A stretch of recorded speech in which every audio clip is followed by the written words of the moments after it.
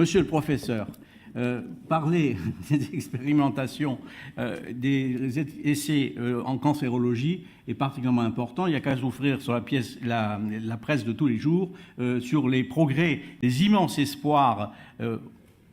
Certains ont réussi, d'autres qui sont déçus, mais qui naissent chaque jour, ou presque, dans la presse.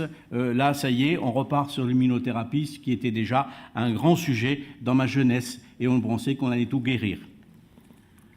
Merci de cette introduction, qui est un hommage finalement potentiel à la recherche.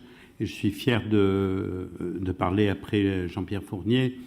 Et sur quoi je vais témoigner, c'est la suite de l'action du TRT5 appliquée, sans activisme, mais avec engagement, autour du traitement du cancer. Et autour de l'application de la recherche au traitement du cancer, application ou implication. Voilà, donc je remercie Emmanuel Hirsch pour son colloque, pour son action et aussi pour cette invitation. Donc je porterai la voix de plusieurs organisations qui sont présentes dans ces logos. Bon, moi, je représente la NSM, c'est-à-dire je ne fais pas grand-chose, je dirige l'agence du médicament, mais les vrais acteurs ou activistes du sujet sont présents dans la salle et en logo. Donc, je voudrais saluer Unicancer, l'Institut national du cancer qui a aussi contribué à cette action, et au centre et au cœur du dispositif, la Ligue et ses 101 comités de patients. Puisque c'est un sujet autour des patients dans la recherche et dans l'expérimentation, et que nous avons partagé, donc accepter que je sois un peu leur porte-parole, mais c'est leur travail dont je voudrais témoigner avec vous. D'abord, une réflexion qui n'est pas philosophique, et pratique et scientifique. Je suis universitaire, et de quoi il est question? Il est question de connaissances, et de connaissances produites par la science. Et on a besoin de science. Mais comment concilier la science et la pratique médicale? Et pour dire simplement que c'est strictement incompatible. Et néanmoins, il faut qu'on arrive à progresser. Donc de quoi il s'agit? De recherche médicale, de recherche clinique. Derrière tous ces termes, on met un peu du frac. Et donc la recherche dont on parle, celle-ci, c'est une recherche impure pour les scientifiques. Pourquoi elle est impure? C'est parce qu'elle est finalisée sur l'être humain. Et par nature, elle s'oppose à la démarche scientifique des sciences dites fondamentales, qui, elles, soumettent la nature à la question. Et quand même, nous sommes à l'anniversaire de la déclaration d'Helsinki. Notre recherche, elle s'adresse au bien de l'homme. Elle est complètement finalisée dans une attitude de bienveillance. Et donc, elle induit forcément ce biais, mais c'est ce biais sur lequel nous devons travailler et surveiller. C'est une recherche qui est pour le patient, c'est une recherche qui est sur le patient, c'est une recherche qui est avec le patient. Donc c'est un peu particulier pour les chercheurs. Pour eux, c'est quand même de la triche. Ils aimeraient bien avoir des séries de patients qui peuvent observer de loin en toute neutralité. Et la beauté de diverses actions a montré que la richesse de cette recherche médicale grandissait lorsqu'elle se faisait avec le patient. Elle s'est toujours faite pour le patient, c'est une démarche bienveillante que l'attitude médicale. Mais la question, c'est est-ce qu'il peut y avoir une opposition entre ce qui pousse les médecins à faire entrer des malades dans des protocoles thérapeutiques ou les patients à accepter ou à décider de rentrer dans un protocole thérapeutique.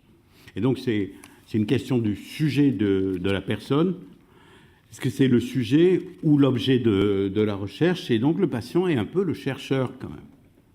Pas vraiment le cobaye, mais il fait cette recherche pour son bien. Et notre rôle, bien évidemment, ou le rôle des comités de patients, et je vais y revenir, ça aussi, c'est un peu impur, excusez-moi du terme, ça consiste à augmenter les bénéfices pour le patient et à diminuer les risques pour le patient. Et le faire en permanence, y compris en cours d'essai. Donc on voit que par rapport à la pureté de la recherche fondamentale ou à l'observation neutre, nous sommes orientés, mais il n'y a pas de honte à ce que ceux qui sont l'objet de cette recherche puissent au moins participer à ce questionnement et à cette pratique.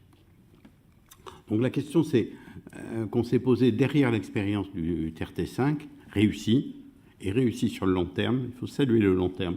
Ce n'est pas évident de franchir toutes les étapes, surtout quand on est activiste, de maintenir la mobilisation, c'est difficile. On avait un seul objectif, en créant des comités de patients atteints de cancer, une maladie d'une très grande diversité. Notre objectif était purement éthique. Mais c'était une éthique appliquée et très pragmatique qui consistait à garantir, à travers le modèle de l'essai thérapeutique, puisque après tout le législateur nous y invitait, à faire du patient un acteur, mais aussi un partenaire, voire même un décideur. Et pour ce faire, le patient étant isolé par rapport à sa propre décision, l'idée a été évidemment de mobiliser un comité de patients qui puisse essayer d'éclairer la problématique de l'information, qui est quand même une étape fondamentale dans la décision. Donc si on regarde un peu dans le rétroviseur, il y a 16 ans de recul et ça commence en 1998 de façon assez naturelle entre l'échange de professionnels de la cancérologie et la grande organisation de la Ligue contre le cancer. Et le premier objectif, c'est d'éviter la rupture entre l'information du médecin et l'information du malade, donc pour avoir une information partagée. Et l'originalité pour atteindre cet objectif, c'est finalement d'interroger les patients sur ce qu'ils attendaient des bénéfices, parce que les patients, ils sont coquins, ils attendent des bénéfices pour participer à une étude. Et pour les patients qui seraient éventuellement inclus, l'objectif, c'était d'avoir un choix. Donc, vous voyez, on est déjà dans la démarche de la décision, plus éclairé, et bien sûr, un choix et une compréhension de ce qui se disposait. Et donc, c'est un énorme travail qui a été fait. Je voudrais saluer Marie Lanta, qui est dans la salle, voilà, qui fait ce travail à l'intérieur de la Ligue et qui pourra répondre à ces questions et ces témoignages. Pour que ça soit acceptable, sans être des activistes durs, comme le TRT5, par les divers acteurs, médecins, chercheurs, monde académique, l'investissement méthodologique a été considérable, ce qui ne veut pas dire que les activistes n'ont pas fait aussi des investissements méthodologiques. Et donc, le travail a été très structuré avec la création de comités de relecture qui sont composés de patients et d'anciens patients, qui sont formés à la science, qui sont formés à l'information et à la communication, qui ont des grilles. Et je peux dire qu'au bout de quelques années, on est dans une situation de réussite et l'ensemble des parties prenantes considèrent que ces réussites sont liées à au moins 3 facteurs. Le respect de la confidentialité. Donc les patients sont des ultra-professionnels. Les médecins, quand on leur donne des protocoles, souvent les font fuir. On n'a jamais eu de fuite venant de comité de patients à ce stade, hein, ça pourra arriver. Ce comité de patients n'est pas un censeur, mais c'est une aide. Donc il a fallu démontrer que ça a aidé les promoteurs, que ça a aidé les médecins, et que de vouloir aider les malades, ça aide finalement à l'ensemble du déroulement de la recherche. Et ces patients volontaires sont des grands professionnels parce qu'ils respectent la qualité, les procédures, la confidentialité, mais aussi les délais, puisque la première accusation, c'est « vous allez mettre des strates supplémentaires de bureaucratie, etc. » En fait, ils sont un peu plus rapides que les experts médicaux quand ils font une revue. Probablement, c'est biaisé parce que ça les intéresse directement. Donc, un peu de statistiques quand même, puisqu'on regarde dans le rétroviseur, c'est 385 relectures par 60 relecteurs et relectrices, prédominance féminine, mais bon, la bienveillance féminine, c'est assez connu, et son engagement. Des lecteurs qui ne sont pas toujours des spécialistes. Il y a des mélanges de spécialistes d'une pathologie et de non-spécialistes. Quand on parle de patient de spécialiste, ça signifie que je suis atteint. donc c'est une forme un peu particulière. Quelques souvenirs quand même de dialogue avec les médecins investigateurs qui voulaient des malades permanents, des relecteurs permanents. Beaucoup de malades ont dit qu'ils allaient faire de leur mieux pour rester longtemps vivants, mais qu'ils ne pouvaient pas le garantir. Et nous avons perdu beaucoup de relecteurs. Et je crois qu'il faut rendre aussi hommage à ces personnes qui ont donné, qui savaient qu'ils étaient parfois en train de mourir et qui se sont engagés de façon bienveillante pour les autres. Voilà, donc ce sont des professionnels et cette expérience, vous voyez, elle a été très croissante et puis maintenant elle s'est installée dans la pratique en cancérologie, notamment grâce à l'action publique. Ça a été une des actions du plan cancer. Et vous voyez, quand j'ai mis le petit triangle rouge qui est une action du plan cancer, tout de suite, ça a pu se développer et croître. Comme quoi l'action spontanée peut être relayée par une action publique qui ne va pas s'y substituer, mais qui donne quand même un élan pour que le partage soit plus large de ce type d'expérience. Tous les promoteurs d'essais cliniques en cancérologie y participent et je voudrais saluer les industriels qui ont compris,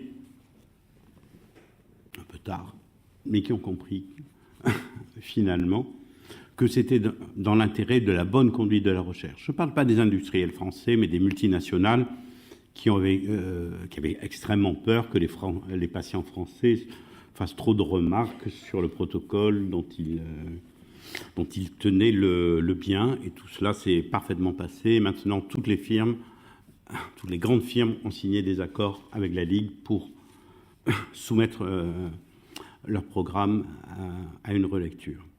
Donc de quoi il s'agit ? Il s'agit d'activisme, il s'agit d'augmenter l'information, et ça a été difficile, il faut le dire.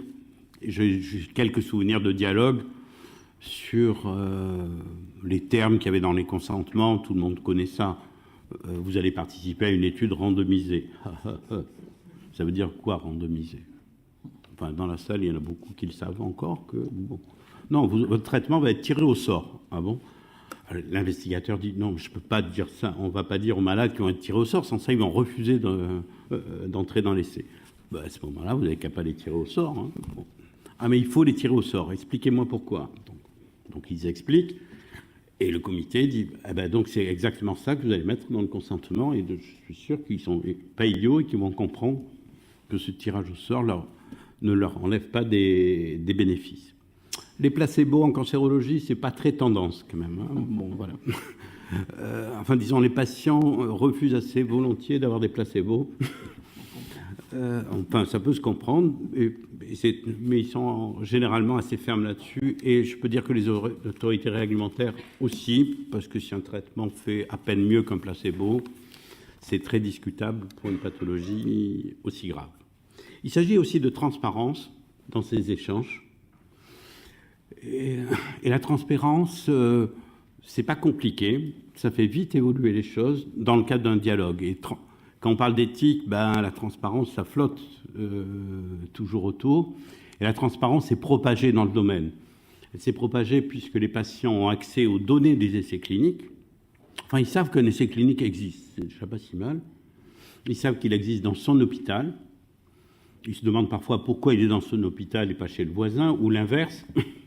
Mais ils ont accès, et grâce aux médiateurs que sont les comités de patients, ils peuvent leur expliquer, voire même dire, oui, effectivement, si c'est pour cette molécule, c'est dans un autre hôpital, et on va peut-être vous accompagner pour y aller, ou peut-être que cette molécule pourrait être ouverte dans tous les hôpitaux.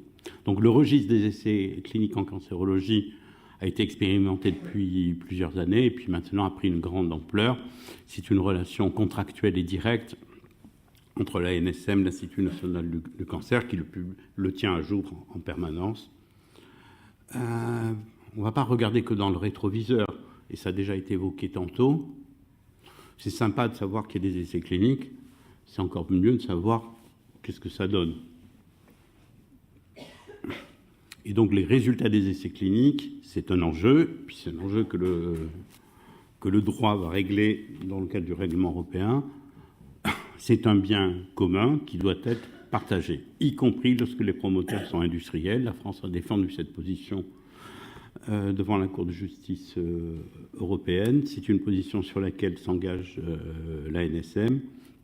Tous les résultats doivent être rendus publics à des temps qui méritent d'être mesurés, mais il n'y a aucune raison que, dans la mesure où ce sont des personnes qui ont donné leur corps, leur assentiment, les résultats de leur démarche volontaire leur sont inconnus et soient inconnus à d'autres. Et cette démarche est largement ouverte et elle va se concrétiser dans plusieurs années. Donc le débat n'est pas derrière nous, mais presque. Puisque une fois qu'on sait que l'essai clinique existe, on aime bien savoir quand même quel a été son résultat. Et c'est difficile de le refuser, en tous les cas, au moins aux personnes qui y ont participé de façon volontaire. Alors les patients sont des gens étonnants parce qu'ils participent vite, ils interfacent ou ils absorbent des évolutions réglementaires. Et je cite ce numéro de la revue de la Ligue côté patient, où il rappelle aux patients qu'ils ont aussi des effets indésirables et que parfois ils les ressentent plus que les médecins, qui supportent parfois mieux les traitements que les malades, et qui peuvent les déclarer eux-mêmes. Et donc c'est une action que nous avons fait à l'ANSM avec le comité d'interface des associations, de créer un portail pour que les patients puissent déclarer. Et quand ça se sait, ben ça marche. Donc les patients sont parfaitement aptes à déclarer les effets secondaires et le font avec beaucoup de rigueur et de vigilance. Nous disposons d'une étude comparée sur les déclarations entre les médecins et les malades sur un modèle que je pourrais commenter. Les résultats sont strictement identiques, donc on peut s'y fier.